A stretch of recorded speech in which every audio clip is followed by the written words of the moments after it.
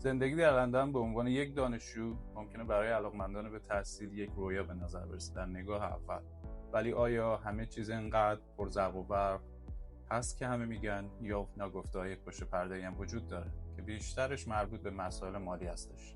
در ادامه هزینه‌های اصلی زندگی برای یک دانشجو در لندن رو براتون توضیح میدم. هزینه‌های از قبیل اجاره خونه، رفت و آمد، مواد غذایی، قبض‌ها و فعالیت‌های شخصی.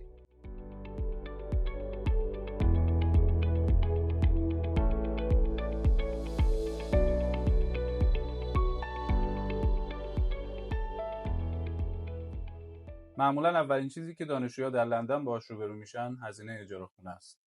عمدتاً دانشگاه‌ها سال اول شما رو گارانتی میکنن که به مدت 9 ماه یا همون 2 ترم هستش. ولی چالش شما از زمانی شروع میشه که به دنبال خونه برای سال دوم و سومتون هستین.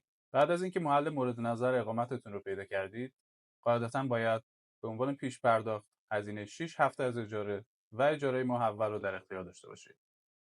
با استناد به تغییر اخیر دانشگاه ایمپریال کالج لندن، این هزینه میتونه بین 912 تا 994 پوند باشه که البته متغیر هستش. بسته به اینکه چه سطح توقعی از زندگیتون دارین، میتونه این هزینه خیلی بالاتر هم باشه. هزینه بعدی مربوط به هزینه قبض‌ها هستش که شامل آب، برق، گاز، وای فای یا موبایل شخصیتون است. اگر در خوابگاه دانشجویی زندگی میکنید، این هزینه‌ها در اجاره ماهیانه‌ای که پرداخت میکنید لحاظ شده.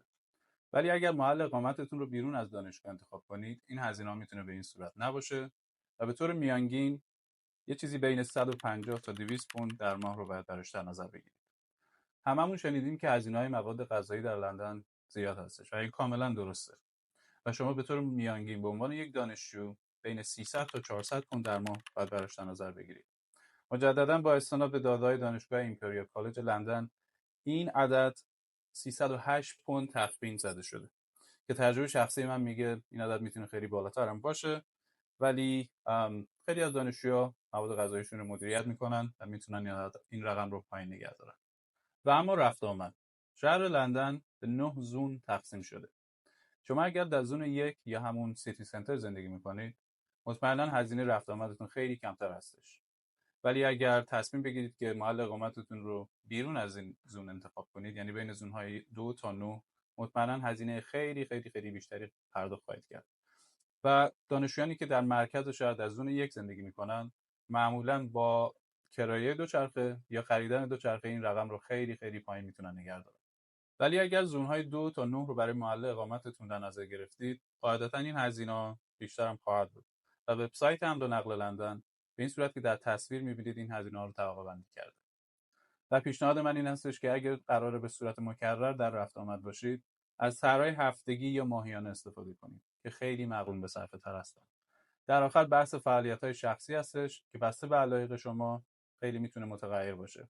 فعالیت‌های از قبیل بازدید از موزه، رفتن به رستوران، باشگاه، کافی شاپ، بار و غیره. و اگر بخوام یه نمای کلی بهتون بدم، در ابتدای سال 24 که ما این ویدیو رو ضبط می‌کنیم، قیمت هر بلیت سینما بین 5 تا 9 پوند، قیمت یک فنجان قهوه در کافی شاپ اگه میل کنید بین 3 تا 5 پوند، و شهریه باشگاه حداقل 20 پوند هستش که البته برای شهریه میتونید از تخفیف‌های دانشجویی استفاده کنید.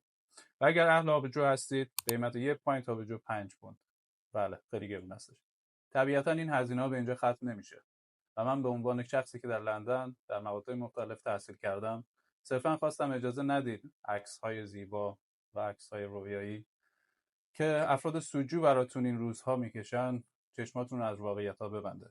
اینا ناگفته‌ای هست که خیلی ممکنه بهتون نگن و شما باید اینا رو در نظر داشته باشید. خیلی ازتون ممنونم که در این ویدیو با من همراه بودید. اگر سوال یا شبهه‌ای دارید در کامنت برام حتما بنویسید. مطمئنا جوابتون رو خواهم داد. در ادامه سعی من برای اینه که زندگی افراد مختلف از قشرهای مختلف، هم از ورزشکارا، سلبریتی‌ها، آدمای موفق، کارآفرینا، بتونم زندگیشون رو براتون به تصویر بکشم. بتونیم باشون صحبت کنیم و از ناگفته‌هاشون بدونیم. پس با من در ناگفته همراه باشید.